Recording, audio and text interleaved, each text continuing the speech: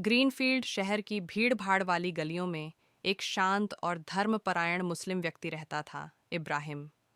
वह सादे कपड़े पहनता, हमेशा मुस्कुराता रहता और दिन में 5 बार स्थानीय मस्जिद में नमाज पढ़ता। लेकिन उसके पड़ोसियों के लिए वह बस वह मुस्लिम आदमी था, जिसे वे शक की नज़र से देखते, फुसफुसाते या कभी-कभी टाल जाते। काम पर इब्राहिम एक मेहनती अकाउंटेंट था, हमेशा सबसे पहले आता और सबसे अंत में जाता।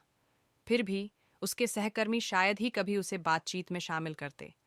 कुछ तो उसके बारे में गलत धारणाएं बना लेते, सिर्फ उसके धर्म की वजह से। लेकिन इब्राहिम कभी गुस्से से नहीं भरता।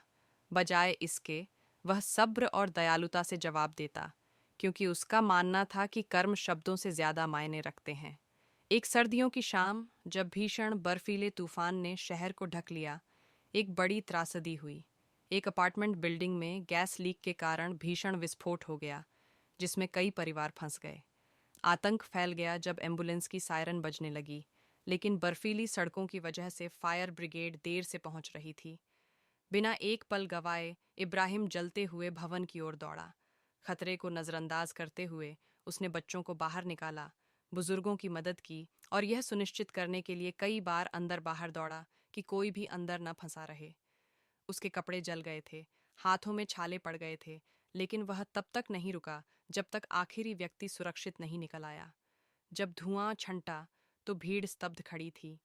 वही इंसान जिसे उन्होंने नजरअंदाज किया था, जिसके बारे में गलत धारणाएं बनाई थीं, उसने अपनी जान जोखिम में डालकर उन सबको बचा लिया था।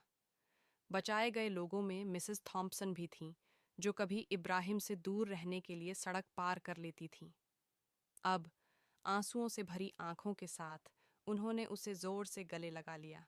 उस दिन के बाद सब कुछ बदल गया। पड़ोसी उसे प्यार से नमस्ते करने लगे, सहकर्मी उसे दोपहर के भोजन में बुलाने लगे और बच्चे उसे सम्मान से देखते। लेकिन इब्राहिम वैसे ही विनम्र बना रहा और बस इतना कहता, दूसरों की मदद करना मेरा फर्ज है, एक इंसान और एक मुसलमान होने के नाते। ग्रीनफील्ड के लोगों ने एक कड़वा सबक सीखा था। हीरो हमेशा केप नहीं पहनते, कभी कभी वे टोपी पहनते हैं और दिल में दया लिए घूमते हैं।